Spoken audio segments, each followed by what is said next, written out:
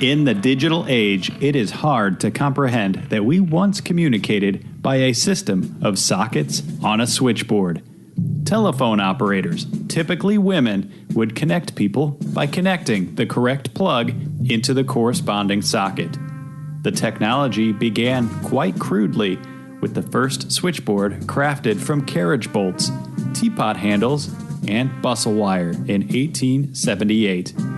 Early telephone service was initially available only to subscribers, but as it grew in popularity, private companies would provide the service while local and state governments oversaw regulations. Also growing in popularity was the job of managing the switchboard. Initially, teenage boys were used as operators, but they failed to prove that they were up to the task. In 1888, Alexander Graham Bell hired Emma Nutt, the first female switchboard operator. Her warm cadence and efficient switching convinced Bell that women, not men, should be at the helm of the new technology. The telephone operator. Once upon a time, it was a job that employed over 1 million people, mostly women. By 1950, about 1 in every 13 working women was a professional switchboard operator. Our early telephone system was built for them.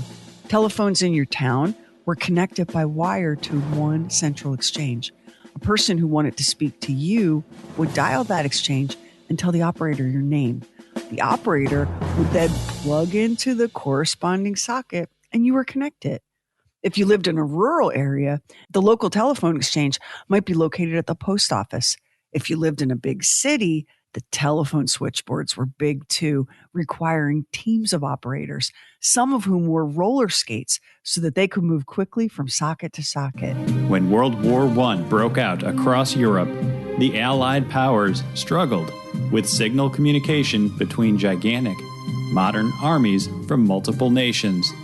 The answer was a newer technology still being perfected back home and in Europe, the telephone. Telephones and switchboards for use on the battlefield were created, and thousands of miles of telephone lines were erected or buried across Europe.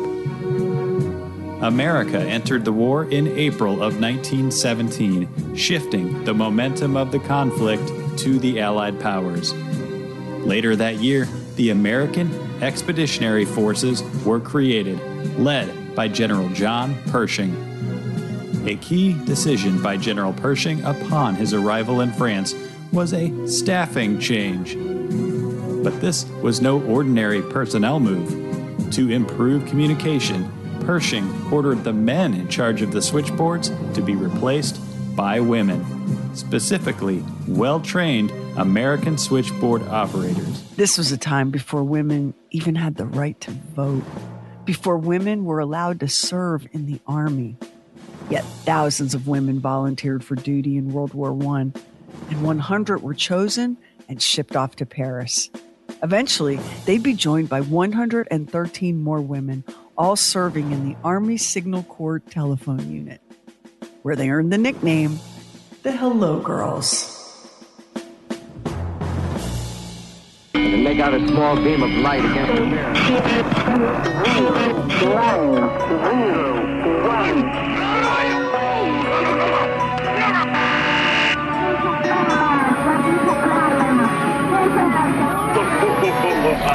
Truly weird stuff. When President Jimmy Carter signed the 1977 GI Bill Improvement Act into law, it was a huge win for veterans, a real increase in benefits and education, particularly for veterans of the Vietnam War. The bill did a few other things too, things that represented landmark recognition for women in the armed forces. Beginning with the Women's Air Force Service Pilots, aka the WASPs, a cohort of more than 1,000 female pilots who, during World War I, ferried over 50% of the combat aircraft within the United States during the war years. WASPs flew at 126 bases across the U.S., where they also towed targets for gunnery training and served as instrument instructors for the Eastern Flying Training Command. 38 of these women died in their service, 11 in training and 27 during missions. Yet it took until 1977 for these flyers to be granted veteran status with limited benefits. It's super gross that so many veterans groups and the American Legion battled Carter tooth and nail over this recognition for the WASPs. Gross, but not surprising. The WASPs had fought for nearly 30 years to win those limited benefits, which is honestly an outrage. But there was one group that had waited even longer, 60 years. That's how long it took for the U.S. government to acknowledge the Army Signal Corps female operators. 60 years to recognize the military service these women had performed on behalf of their country.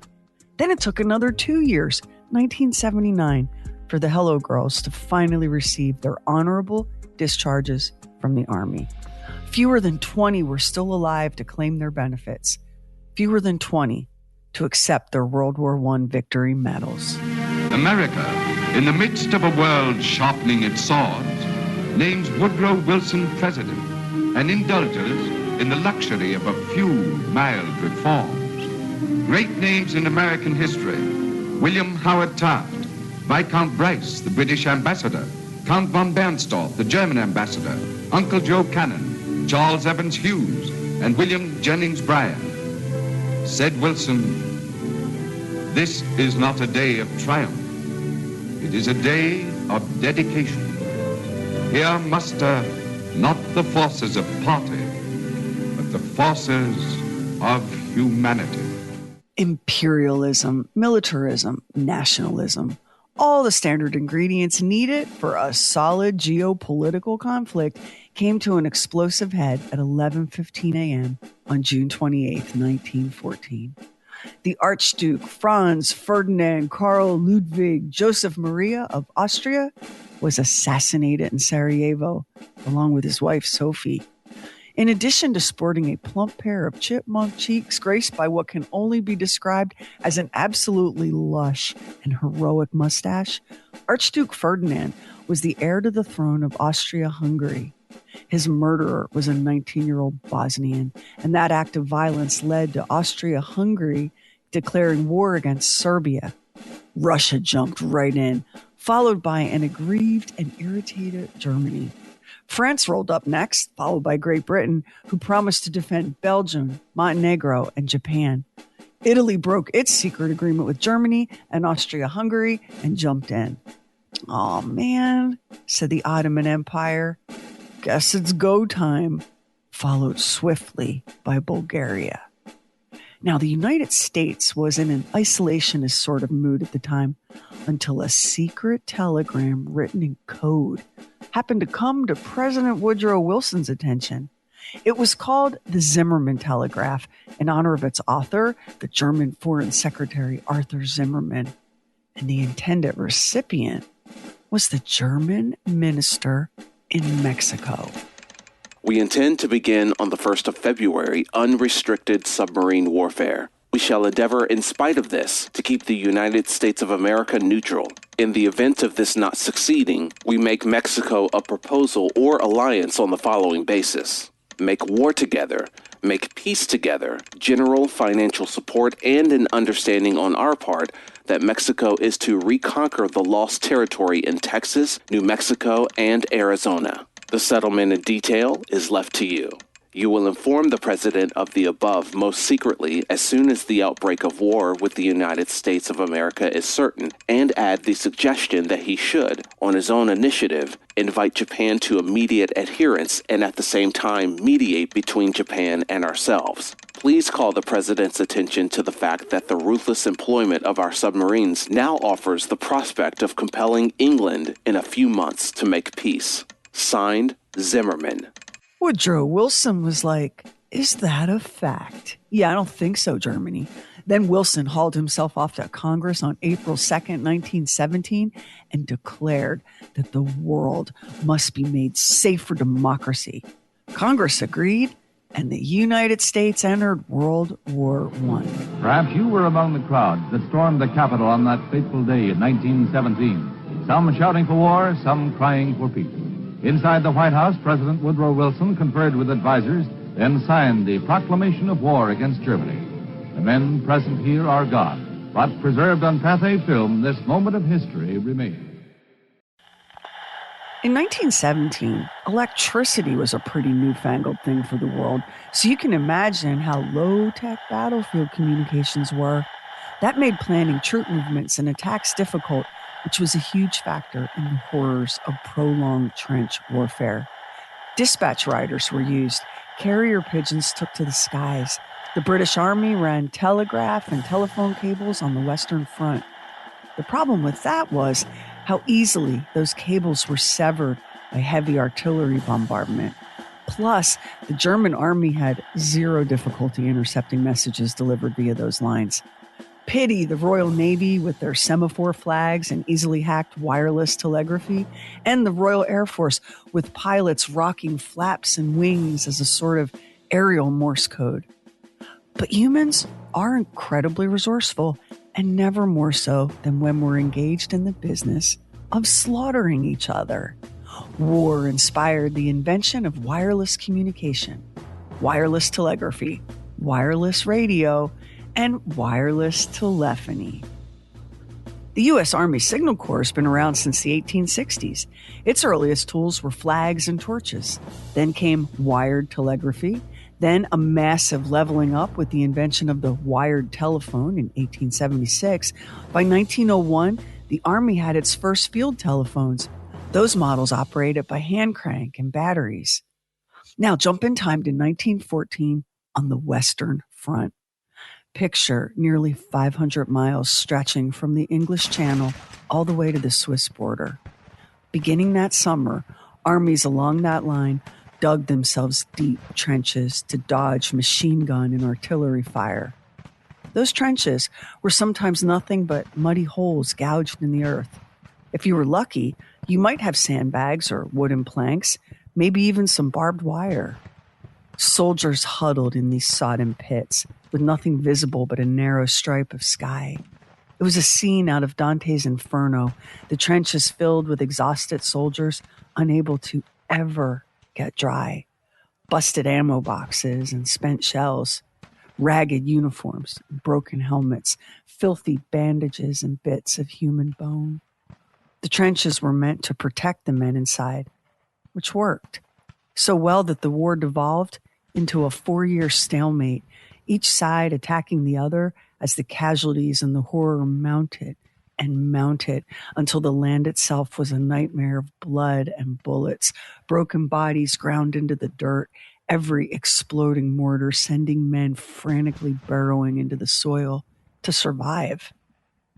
Primitive as it sounds, the trenches formed a fairly sophisticated network. There could be as many as 4 trenches running in parallel for as long as a mile. They were dug in a meandering sort of zigzag pattern. Even if an armed enemy combatant managed to get in, any damage he could do, even with a machine gun, was minimized. Inside the trenches were everything from command posts and first aid stations to latrines and kitchens. There were communication trenches, too, running perpendicular to the main system, which was handy and all as food and mail and orders moved through those tunnels. But there was no getting around the fact that battlefield communications were spotty at best. The technology of the day was limited. Wireless was unreliable. Wired systems were ever at risk of having cables cut or blown to bits. They had listening posts set up about 60 feet in front of the front trench line, but the soldiers stationed there had only stethoscopes to try to hear enemy movements. Runners had to be deployed to carry messages. If you're thinking, well, that must have been one of the most terrible and dangerous jobs on the Western Front. Yeah, it was. These soldiers were scrambling through mud, dodging enemy fire, trying not to get swallowed by the countless craters that pocked the ground. It was as close to hell as you could get on this earth. Enter the United States Army Signal Corps.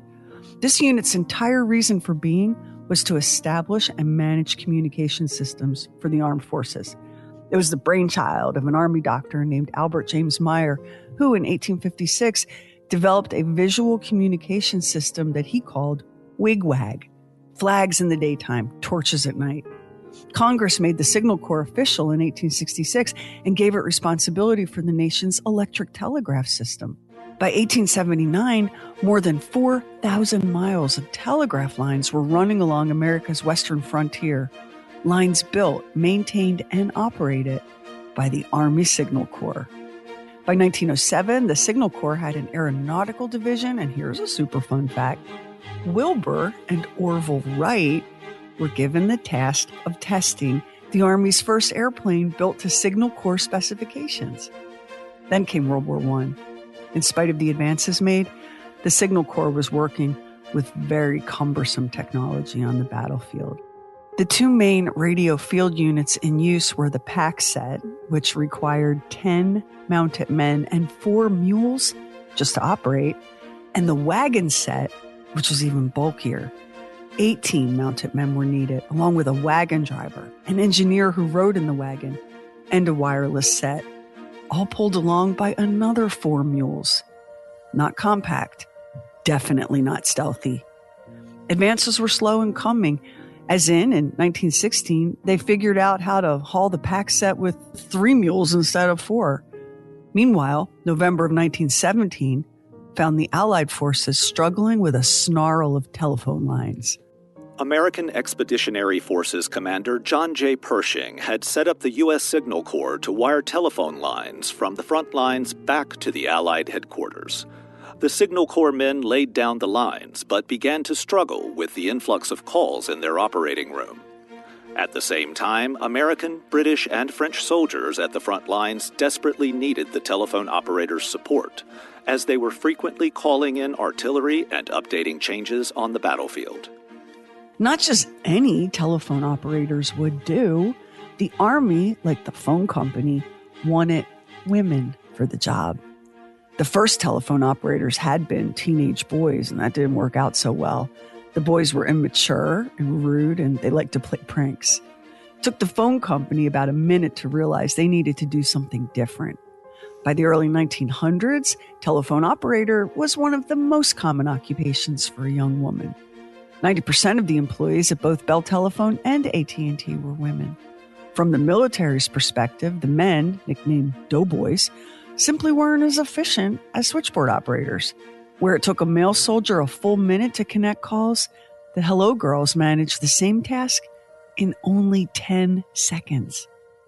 The Army ran recruitment ads for operators with a message from General John J. Pershing himself. I need you, because I can't fight the Germans and France's appalling telephone system.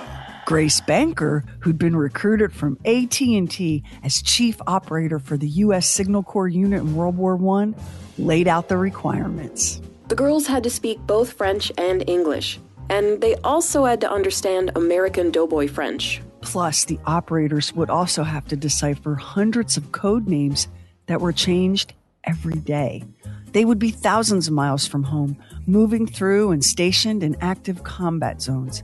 Their training included daily military drills. They were housed in wooden barracks, ever vulnerable to enemy bombs, and were stationed along the front lines of the war well within artillery range. They were treated like soldiers, except when they weren't. For example, the Signal Corps had not been authorized to pay for their uniforms, so the women were required to cough up $300 of their own money. That's more than $6,500 to you and me. Blue uniforms, black shoes and boots, woolen underwear, and black sateen bloomers in case the ankle-length skirts were blown up by the wind. The Hello Girls would also require the same trench helmets and gas masks as other soldiers deployed to the front. Many a community fundraiser was held to help the women purchase their Army kits. In March 1918, Grace Banker and her platoon of Army telephone operators left New York by ship for Europe. Their first assignment would be the installation of telephone switchboards at 75 locations in France, including Paris, along with another handful of sites in the UK, including London, Southampton, and Winchester. They made it to England and set out for France via ferry boat on the English Channel. The weather was lousy. Rough seas and heavy fog. Their boat was unable to dock and had to drop anchor several miles off the coast of France to wait out the storm. This may have been the moment the reality of war actually hit them. That ferry boat was a sitting target for the German military, and the odds weren't in their favor. 1 out of 4 boats in the area had been bombed. For 48 hours, the ferry sat, waiting for the wind and the water to calm. Banker and her telephone operators remained on deck the entire time, prepared to aid and evacuate in the event of an attack.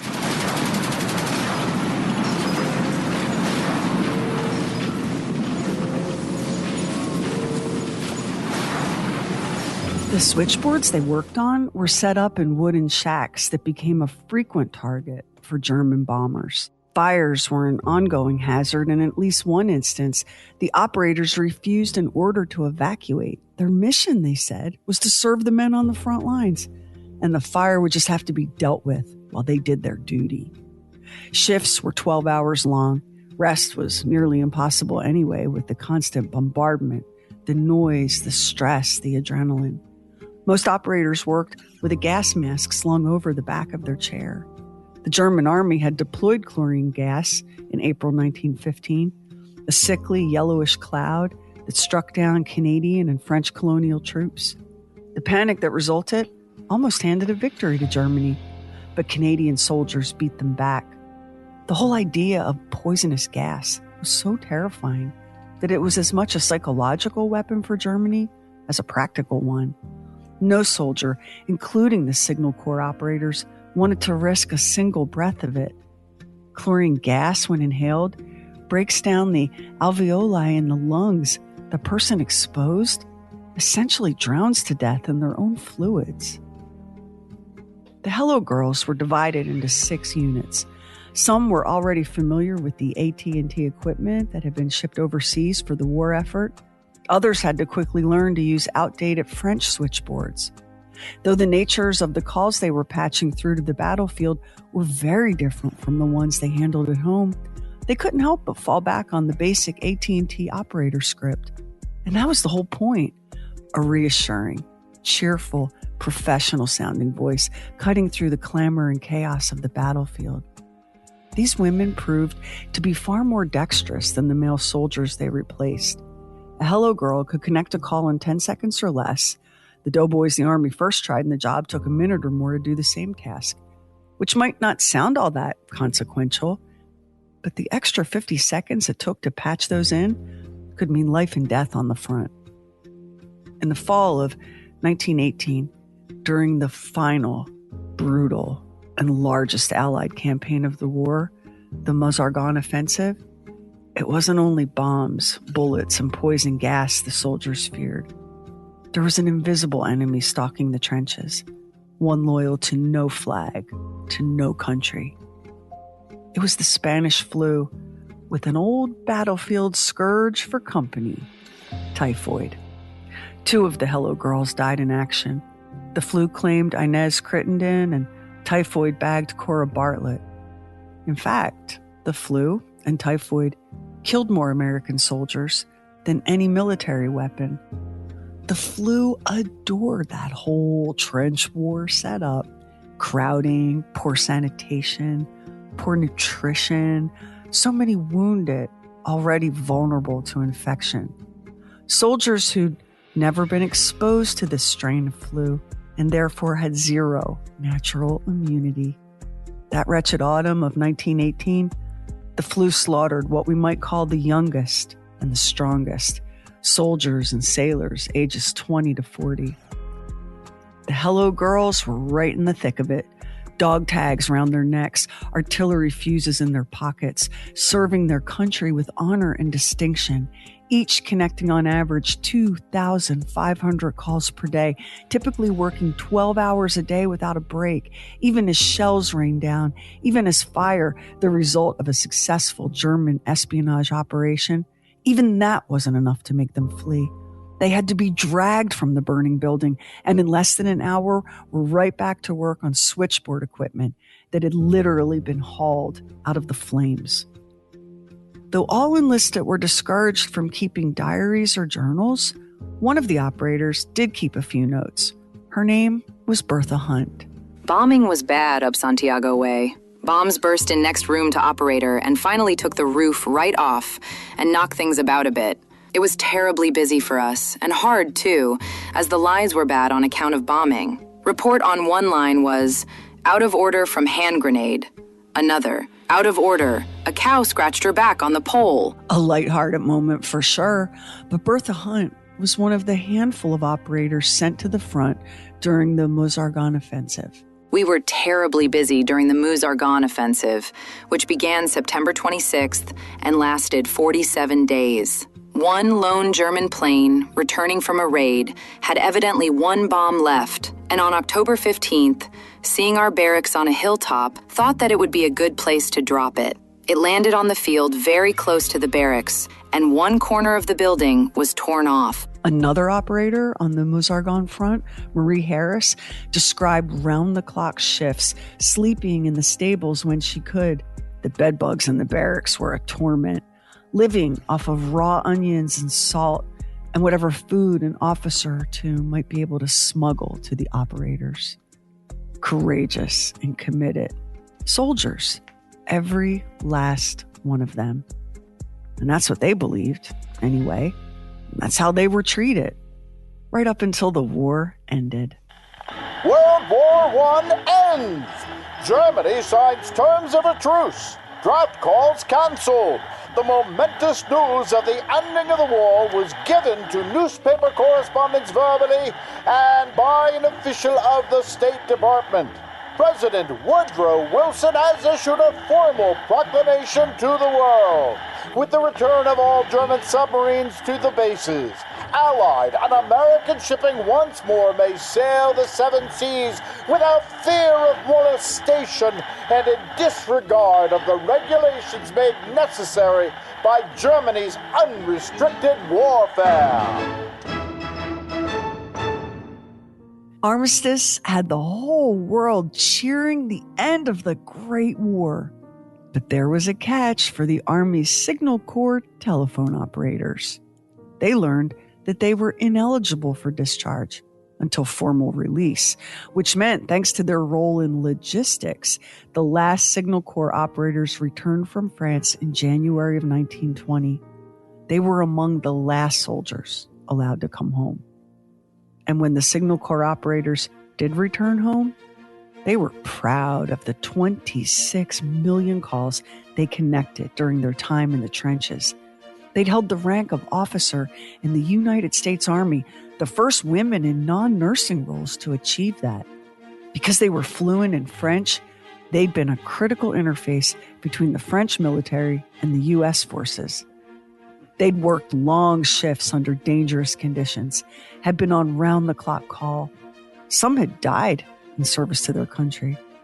And instead of the official discharge papers they'd been promised, the official discharge they'd earned, each woman received a little certificate, a participation trophy, if you want to call it that. For especially meritorious and excellent service rendered in the American Expeditionary Forces.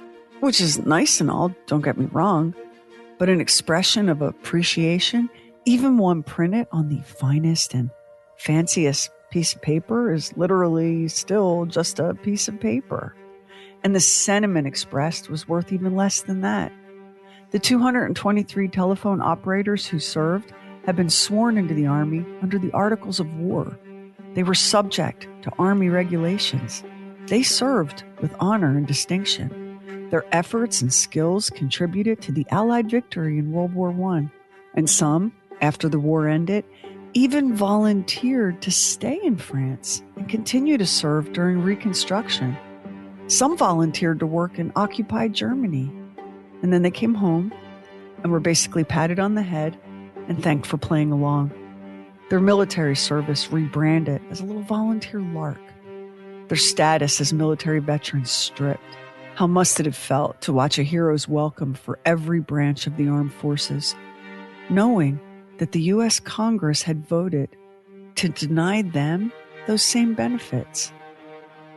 They put up a fight. Bill after bill was submitted to Congress, and each failed again and again, 50 bills in all. And the stated reason went something like this.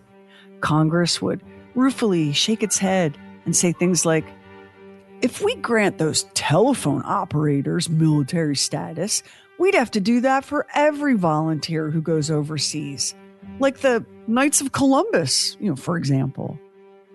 As arguments go, that one was 100% grade A prime grass-fed all-American bullshit. Because the Knights of Columbus, for example, have never been sworn into the United States Army as officers, then sent to the front. It wasn't just the misogyny that stung. It was the presumption on the part of Congress that the operators were either too stupid or too girlishly polite to push back. But push back they did, and it was a fight that would span 6 decades. Over those years, their ranks dwindled until it was just a handful of very determined, very elderly women pushing back on the Army and on Congress, demanding recognition. Recognition that finally came in November 1977. Congress managed to pass a bill that would recognize both the Hello Girls of World War I and the women airfare service pilots of World War II. Those were the WASPs. More than 1,000 female pilots flying military aircraft during World War II. 38 were killed in active duty. Yet the WASPs were disbanded in 1944 and treated as volunteers. The very same thing that the government had done to the Signal Corps telephone operators.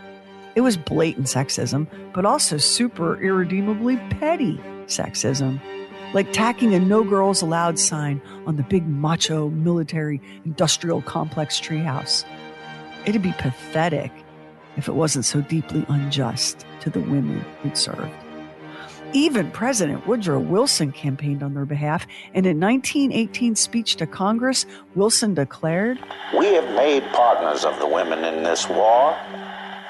Shall we admit them only to a partnership of suffering and sacrifice and toil, and not to a partnership of privilege and right?" In May 1921, the Women's Overseas Service League was founded to support and advocate for the women who'd served, only to be shoved aside, and not just the Signal Corps operators. Women all over America rallied to the aid of their country and volunteered for overseas service with the U.S. Army Expeditionary Forces of World War I. Over 11,000 Red Cross nurses served with the Army and Navy Nurse Corps. Others were assigned duties in the Ordnance, Quartermaster, and Signal Corps, and the Treasury Department. The women served in France, Belgium, Italy, and the Balkans. When armistice was declared, 90,000 American women had served. 348 had given their lives. And for that, they received an embossed certificate and were shown the door. The women returned home and scattered across the country, most without the assistance and benefits afforded the male soldiers. The League was formed in May of 1921 to maintain friendships, to keep alive the patriotic spirit that had prompted their overseas service, and to provide aid, financial and otherwise, to these returning women. Even in the years immediately following the end of World War I, folks were scrambling to come up with a good reason for the government to abandon the women who'd sacrificed and served. At one memorial celebration held in Omaha in 1926 in honor of the 271 women who'd been killed or died in the course of duty, a speaker gamely suggested that the reason government failed to acknowledge their service was due to their own modesty. "Splendid deeds," he thundered, "but the government doesn't know about them." The most famous of all the Hello Girls, Grace Banker, was unique in that she was awarded the Distinguished Service Medal in 1919. Out of 16,000 Signal Corps officers eligible for the honor, Grace Banker was one of only 18 individuals recognized. And her citation read, in part, She served with exceptional ability as chief operator in the Signal Corps Exchange at General Headquarters, American Expeditionary Forces, and later in similar capacity at First Army Headquarters. By untiring devotion to her exacting duties under trying conditions, she did much to assure the success of the telephone service during the operations of the First Army against the San Miguel salient and to the north of Verdun, Meuse-Argonne. Whatever glory may go with that medal, I have always felt belongs in large measure to the very small but very loyal and devoted group of First Army girls.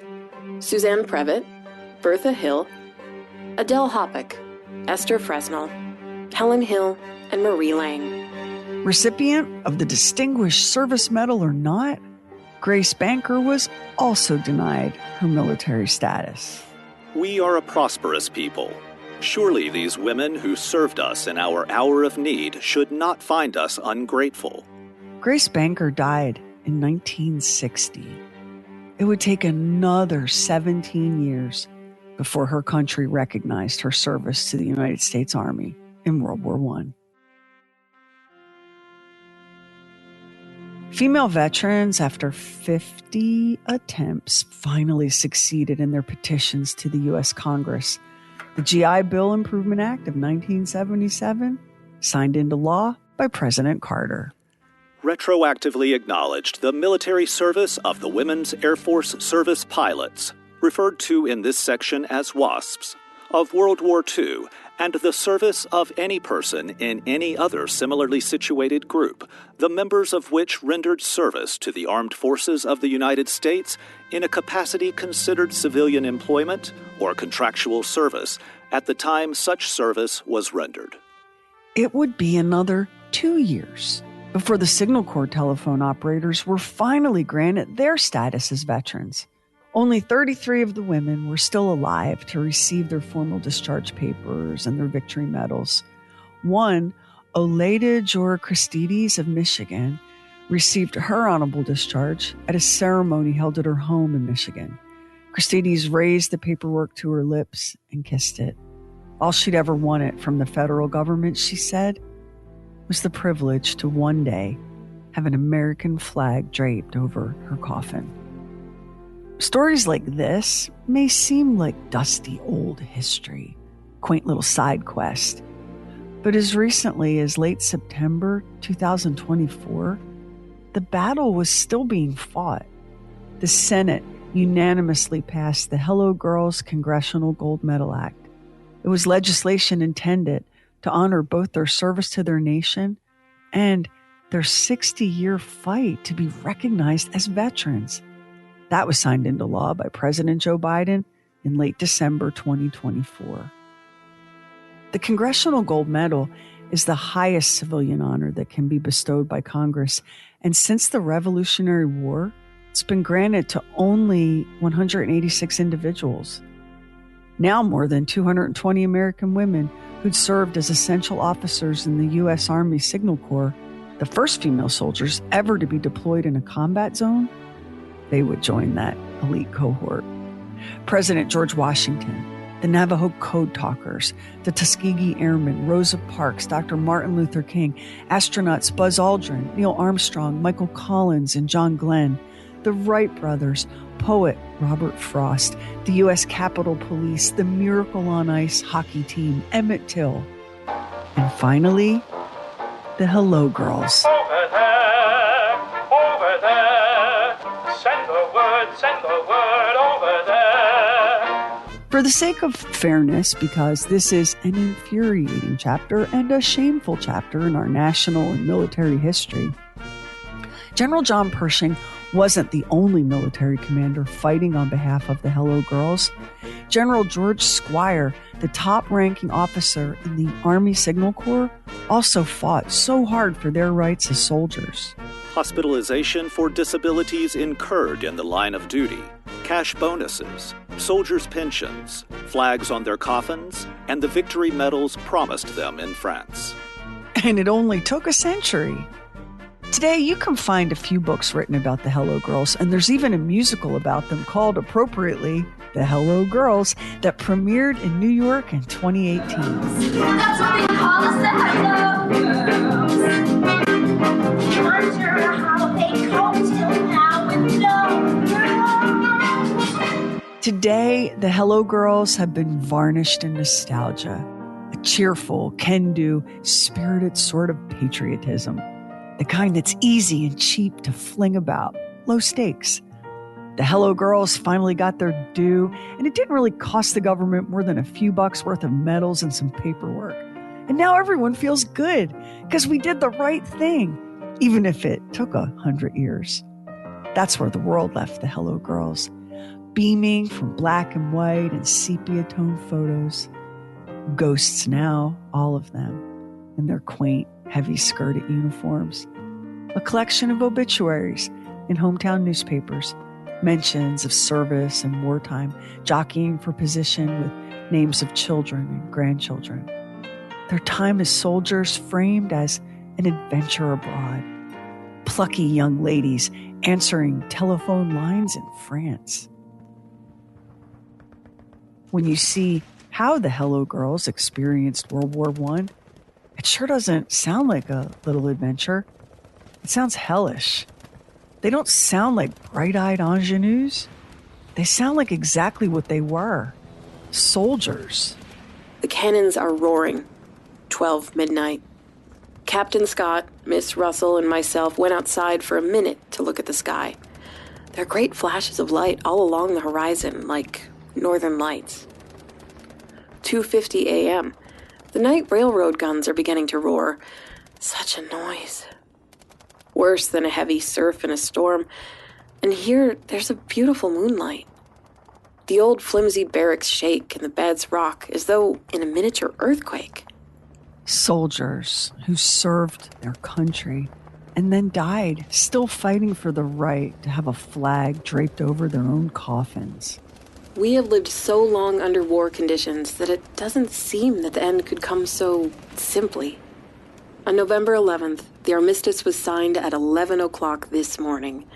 The 11th day, the 11th hour. All fighting was ordered to cease at that time. Our core lines were in bad condition, and poor Captain Beaumont of the telegraph office was having a terrible time. Suppose the message didn't get through all right. It must get through. If not by telegraphs, then by telephone. So we put him through on our lines, and he used my telephone. He yelled the message out. It had to get through. The good news is, Grace Banker, it finally did.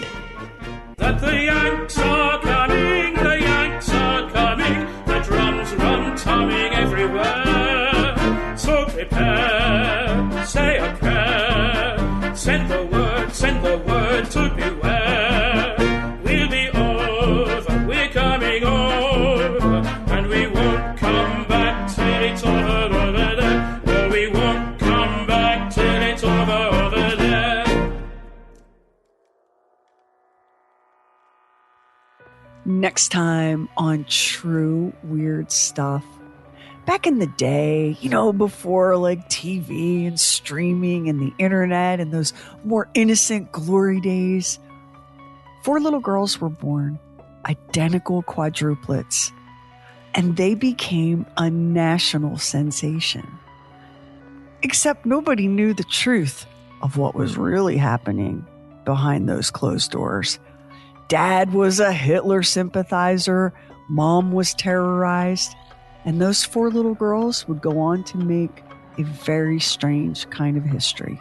The Morlock 4 on the next True Weird Stuff. Special thanks to our voice talents on this episode, Aaron Cox, Sam Moore, Kerry, Doc Bowser, and Don Morgan. So, Sherry, I am somewhat familiar with this story only because I remember hearing about it, but I don't think that the full gravity of what they were doing for these women, I don't think it really hit me, and what all they accomplished and what all they did and the amount of danger they were in. I mean, that is the thing about this. And also the fact that they had people like Woodrow Wilson and Blackjack Pershing on their side to get and it these, still wasn't enough. And that wasn't enough. Still wasn't enough. That is the part about this that is shocking. If those two guys had said, yeah, they shouldn't get anything, you'd go, well, while it's not fair, you understand how the rest of the men went that way and said, yeah, we won't do it. But they had people that thought fair is fair with this. It's so shocking when you pull it apart and you go, wait a minute. So these women, the call was put out for volunteers, and these were highly specialized skill sets because you needed not just a person that was a trained professional telephone operator, but they had to be bilingual and fluent in French. Can you imagine how that narrowed the funnel? I'm sure. Right? Yeah. And so they volunteered, they were brought in, they were sworn in under the Articles of War as officers. And yet at discharge time, they weren't treated as veterans. The fact that they paid for their own uniforms and had to have community bake sales to pay for gas masks. It's an outrage every step of the way. And these women, they took that oath seriously. They served their country with honor and bravery and distinction. And then they got home and got the highest of high hard ones. It's repugnant. There are not a lot of ways to look at this except repugnant. And veterans groups in the American Legion lobbied forcefully against them to keep them out. Even as Woodrow Wilson and General Pershing and General Squires were like, whoa, back it up. They still did not want these women receiving veteran status. And they ain't but one word for that. And if you're going to argue that's anything other than misogyny, I just don't know what you're basing it on. Sure, I couldn't agree with you more because I can't think that there would be any reasonable explanation for why you would fight against them getting it. So there's kind of two stories with this too. There is the story about what happened in World War I, and I think as we talked about, I think in a previous episode, it's kind of the forgotten war for a lot of us when we were in school. There's what happened with them, but also what happened to the WASPs in World War II.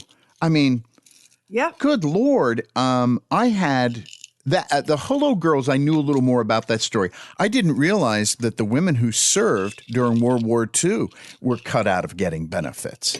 It took that's astonishing. Again, 1977.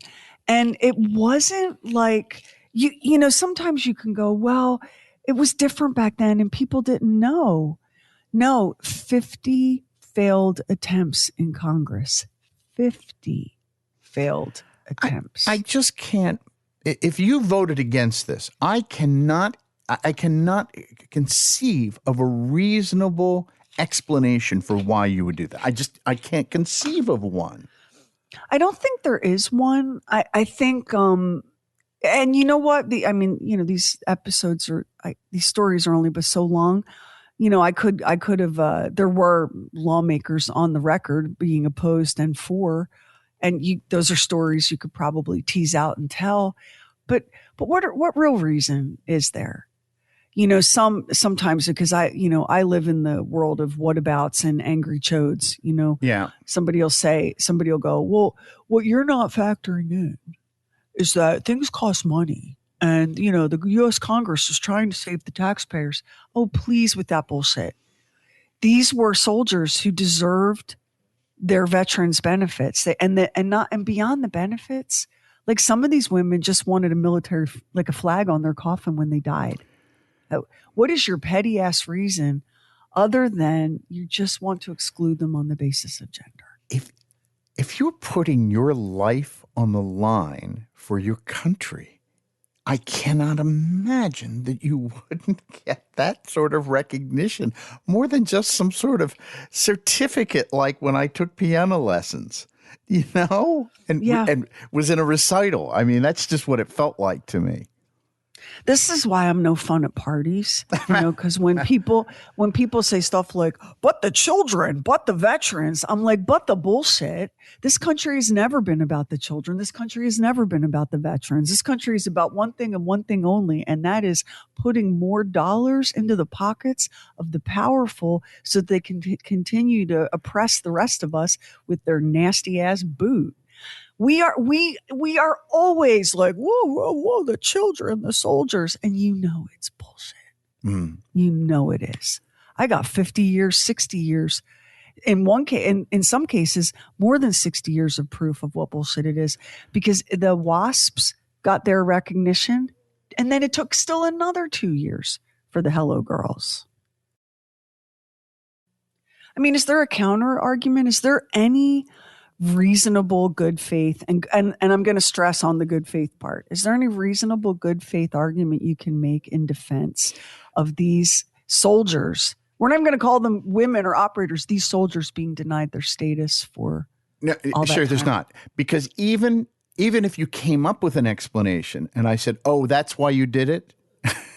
Well, I disagree with you about that, but I can't think of anybody coming up with any plausible explanation. If you've put your life on the line for the country, I mean, I never have. I've never been in the military. I was going to go into the military. My father talked me out of it. He just said, and it's one of my regrets in life. I wish I would have. I really wish that I would have done that. But when people are on the front lines and having to endure bombing and I can't imagine the kind of fear that you would have with something like that. I mean, this is true bravery. It really is. And they would not leave their posts. They were bombed. They were on fire. They would not leave their posts. They took their oath of service as seriously as it could be. They entered into a one-sided agreement with the United States military. They agreed to serve with the kind of courage and conviction expected of a soldier. And they thought that the United States Army would hold up their end of the bargain. And we failed them. We failed these soldiers and these pilots. We just did.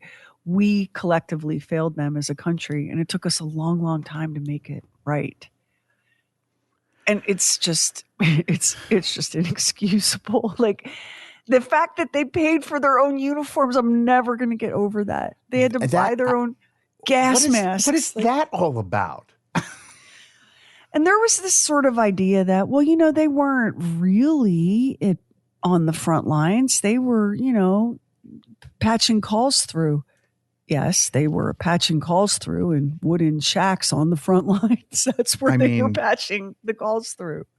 That'd be like saying of a soldier that was a medic or a mechanic. Well, he's in the Army, but he's not really like infantry. Do you see when you start splitting those hairs, Right. like how flawed that whole argument becomes?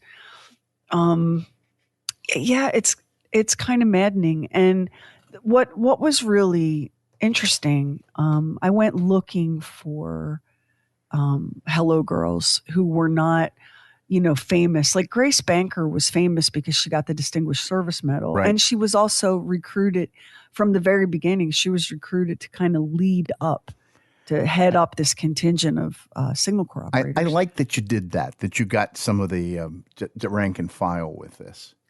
Well, I went looking for them, and we were lucky that Bertha Hunt kept a diary that survived, that came home from the war and survived. But most of the others I was able to find just by combing through the obituary sections of small town newspapers all over the country, looking for a reference to military service. And they jumped out because every one of these women in their obituary, they were proud. That was like a big part of their life, their achievement in life, right? Was their service during World War I. Right. And because during that period, there were so few women serving that it would just pop out of the pile like a light just shining. And it was the same thing over and over again. Mrs. Edna so-and-so, here's her maiden name, here's her age, homemaker, survived by. As a young woman, Edna was in France during World War I with the United States Army Signal Corps. And that would be how you would find these women in their obituaries. There would be that one mention, maybe 2 sentences tops, but it was there. And these were women who didn't get military funerals. They didn't get flags on their coffins. A lot of them, that was the only thing they fought for, was the honor and distinction at their own death, an event they wouldn't be there to witness. And they still didn't get that until the late 1970s.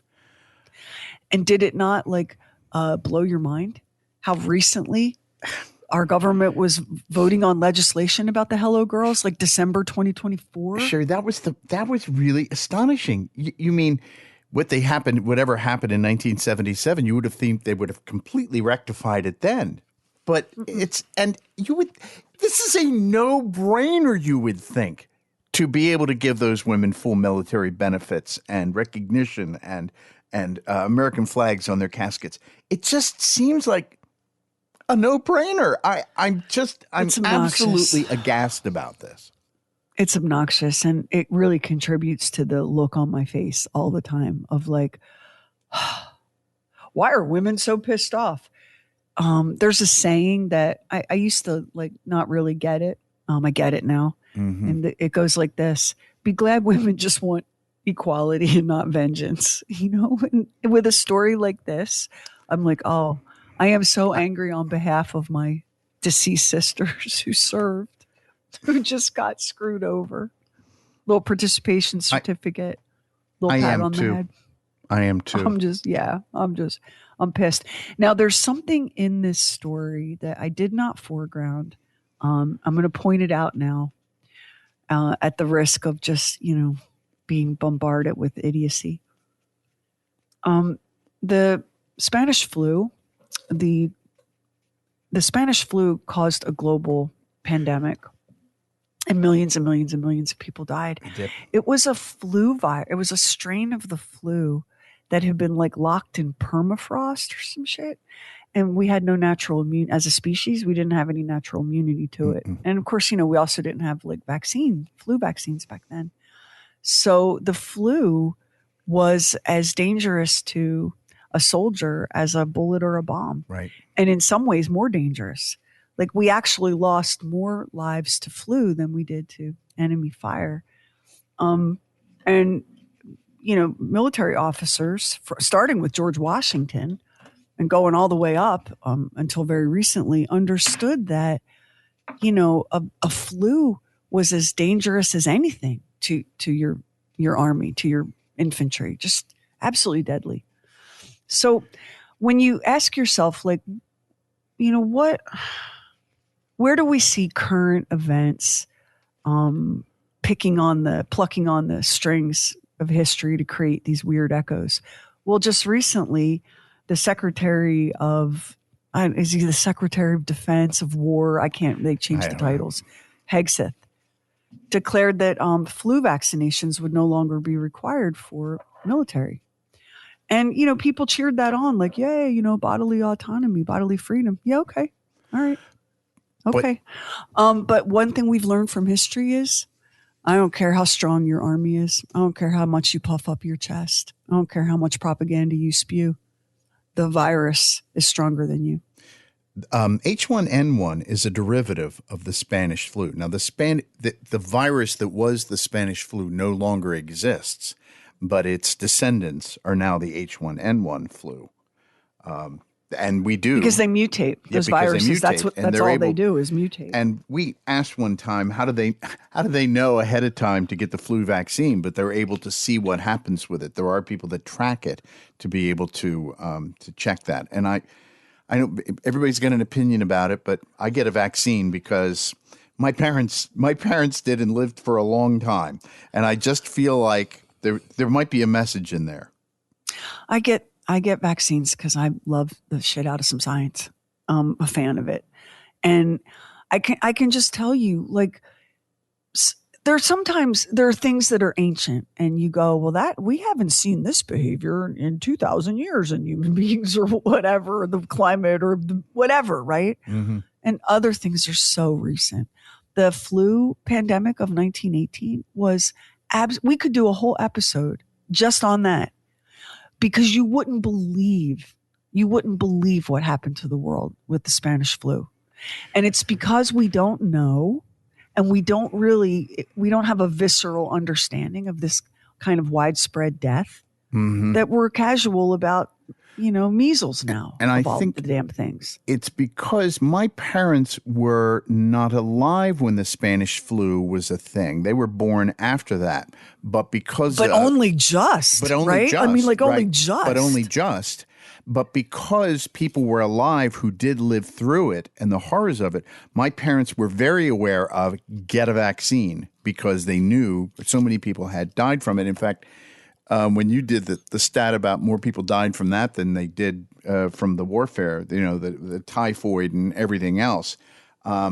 I mean, that's how it was back then. That's how it was during any war, the Civil War, World War I, any of those wars. There were more people dying from the effects of the war than actual bullets. Oh, the Civil War. I mean, we did an episode about a soldier and his mother who could not let him die. Remember that one? Yeah, right. She was haunted by his ghost.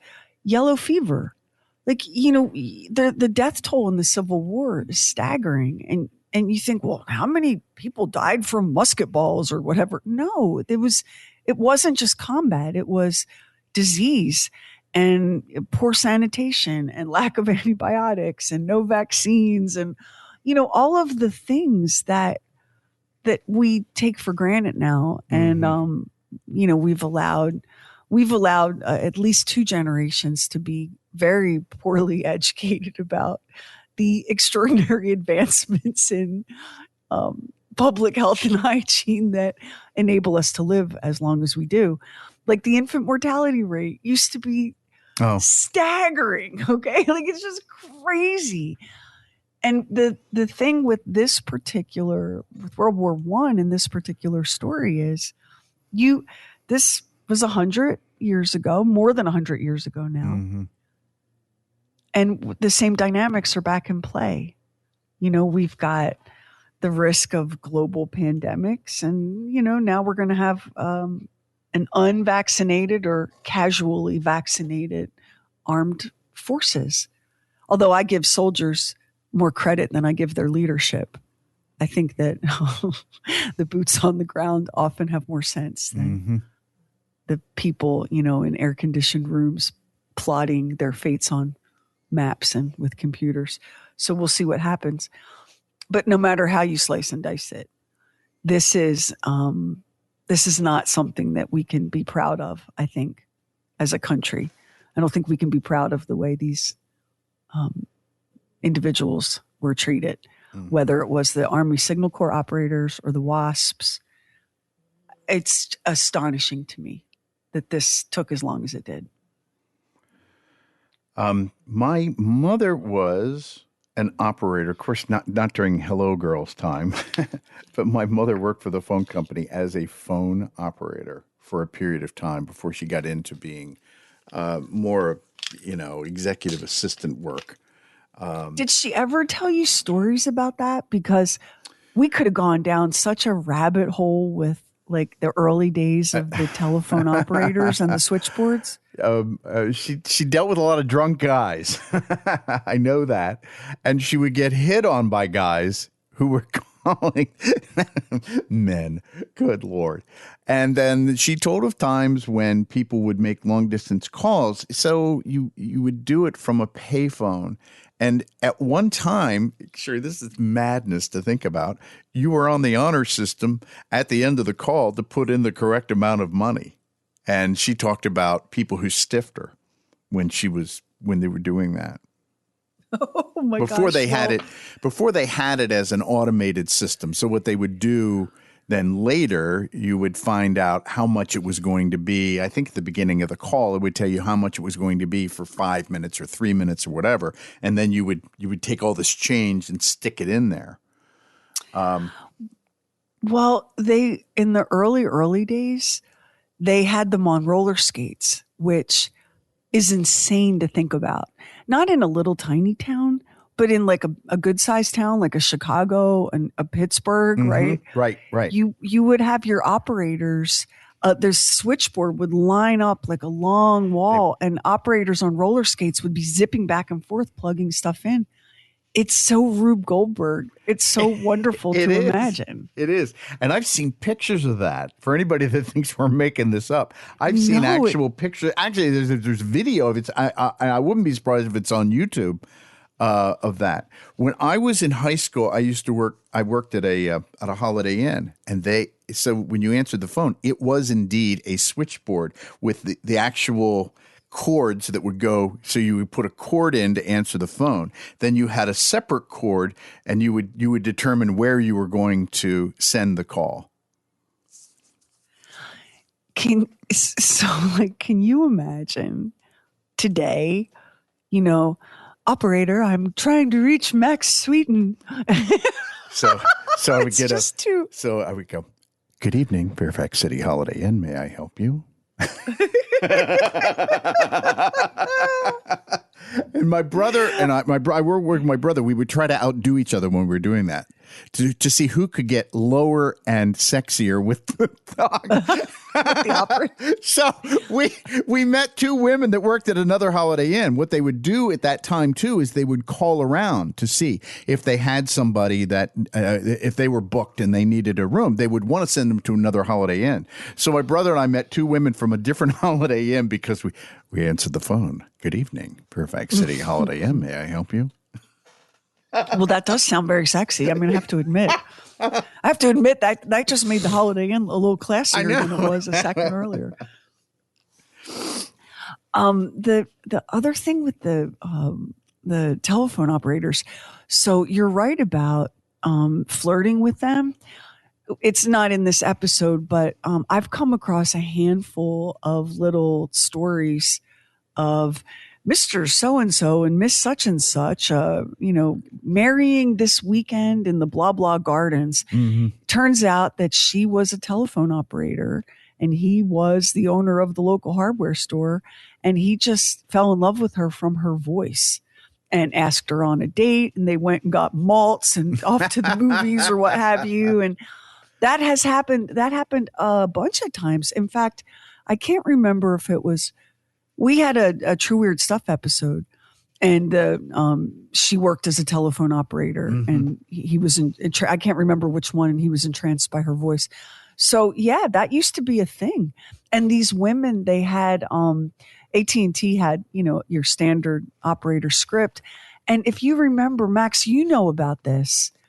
It's a theater thing, that Mid-Atlantic accent, Right. that a lot of old movies, they talk like this. Constance, come to the salon. But that's how they're not British. That's how they were taught in acting school. That was how you spoke. There was a little bit of that, the telephone operators, they took it. It was a serious profession, and your voice was your instrument. It was your tool. And so, you had a lot of telephone operators that were very formal that way. And that was what General Pershing was kind of envisioning, bringing to the battlefield, some order. And also there was this idea that, because it was no secret to anyone, especially Pershing, that a lot of these GIs, a lot of these doughboys were teenagers. These were very young men. Right.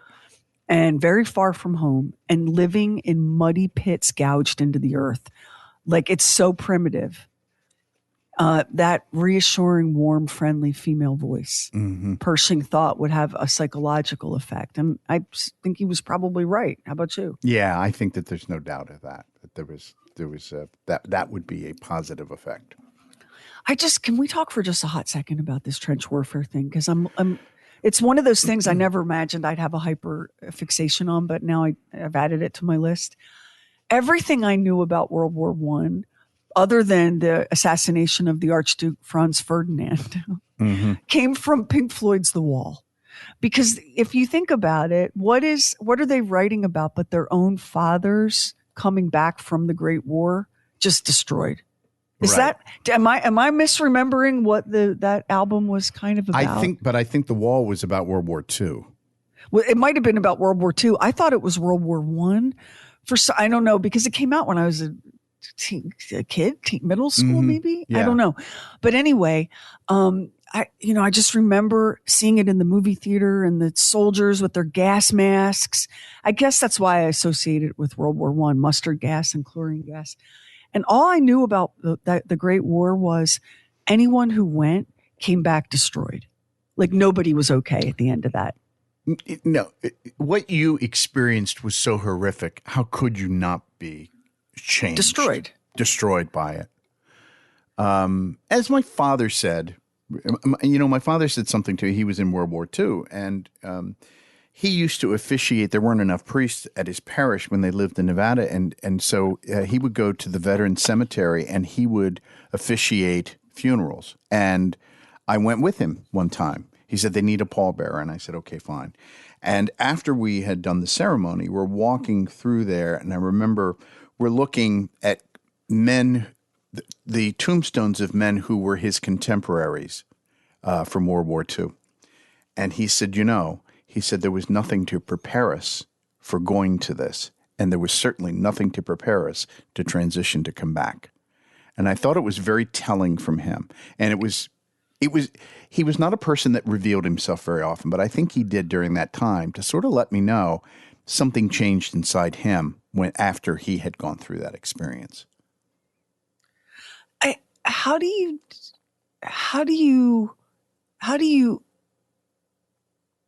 witness? Let's say that you go and you don't ever pull your trigger. You know what I mean? Like maybe it's a desk job, but how do you witness that?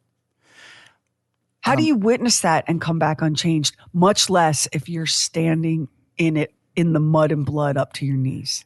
I mean, that's the thing.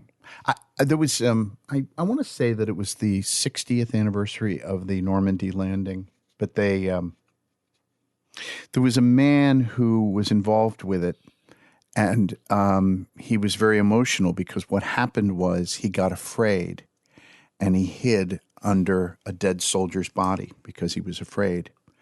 And he has never gotten over the guilt of that.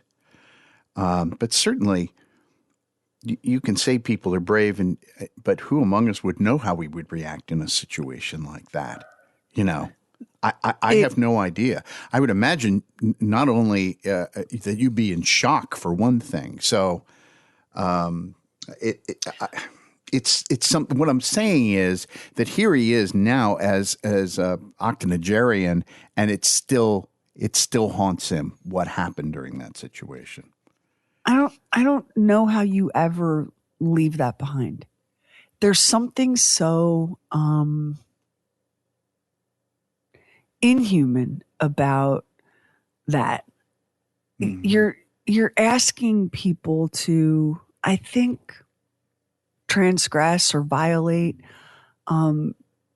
inborn boundaries.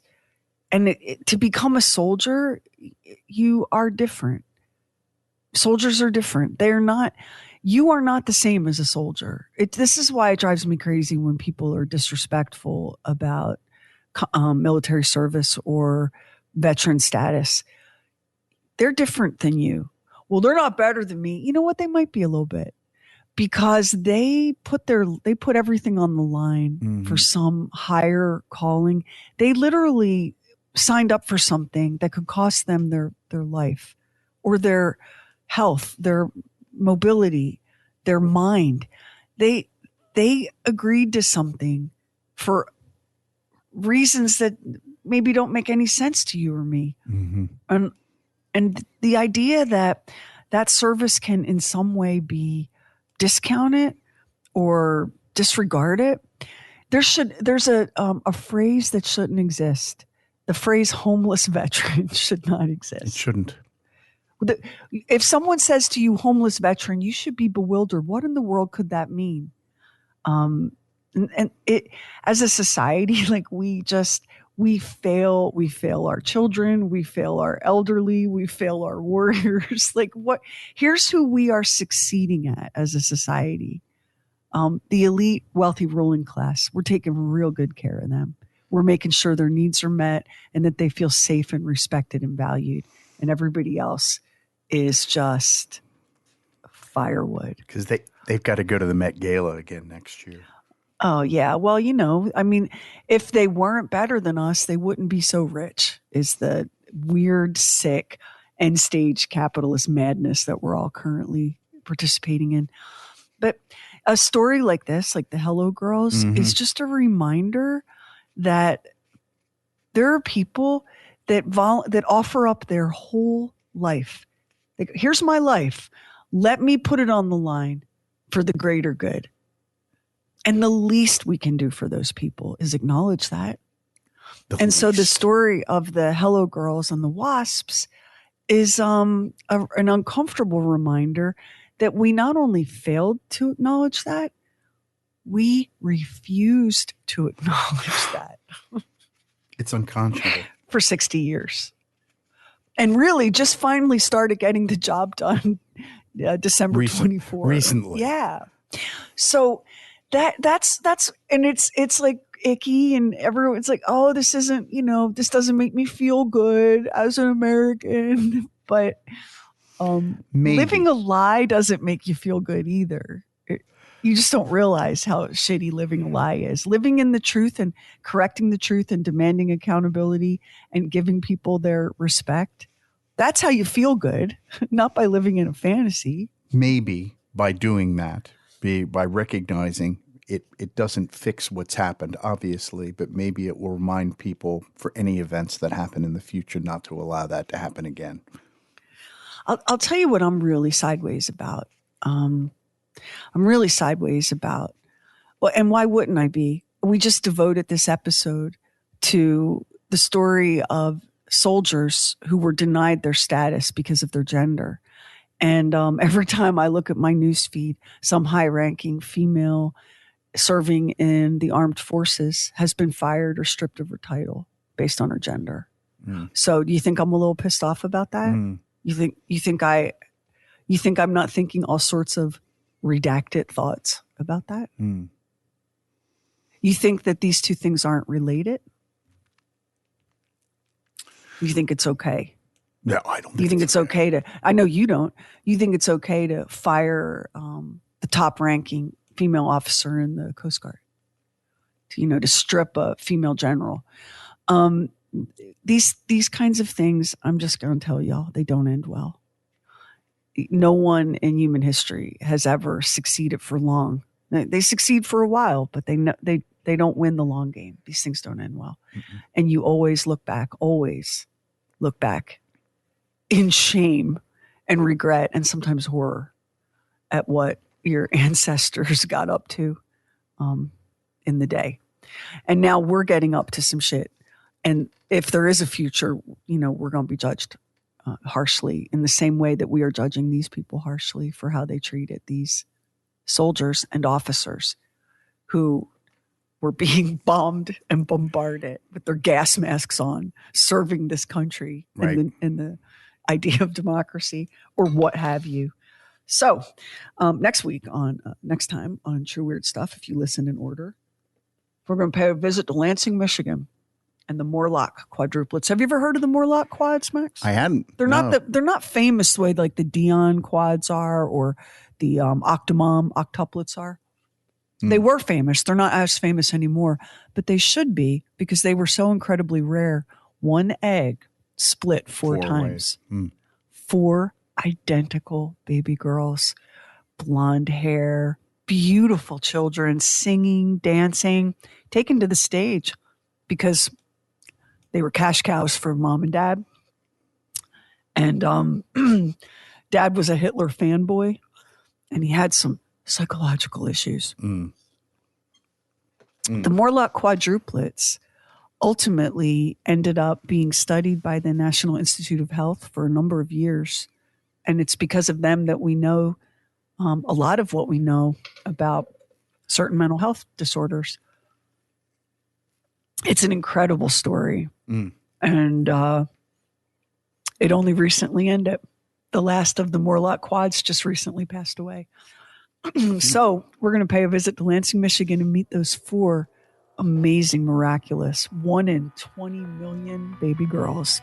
And that's on the next True Weird Stuff. And if you listen to us on Apple Podcast, hit the plus button in the top right corner. And now it helps an independent podcast like ours to get discovered. And we really appreciate it if you subscribe, rate, and review True Weird Stuff. Hit our website, trueweirdstuff.com, for show notes and photos and videos when we have it and bonus content. Everything True Weird is waiting for you at trueweirdstuff.com. And follow True Weird Stuff on Instagram. True Weird Stuff is a Now Media production. Our executive producer is Anthony Garcia.